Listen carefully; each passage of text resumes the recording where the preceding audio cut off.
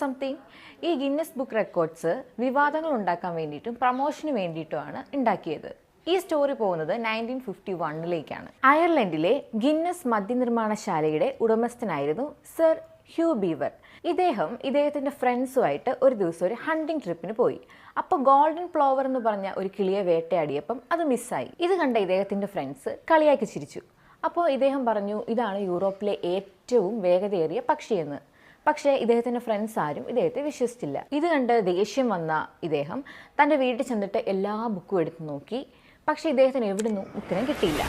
അപ്പോൾ അദ്ദേഹം ചിന്തിച്ചു, അങ്ങനെയാണെങ്കിൽ ഈ വേൾഡിലെ എല്ലാ റെക്കോർഡ്സും ഉള്ള ഒരു ബുക്ക് താൻ തന്നെ ഉണ്ടാക്കിയാലോ എന്ന്. അതിനു വേണ്ടിയിട്ട് ഇദ്ദേഹം സ്പോർട്സ് ജേർണലിസ്റ്റ് ആയിട്ടുള്ള മെക്വേർട്ടർ ബ്രദേഴ്സിനെ എഴുതാനായിട്ട് വിളിച്ചു.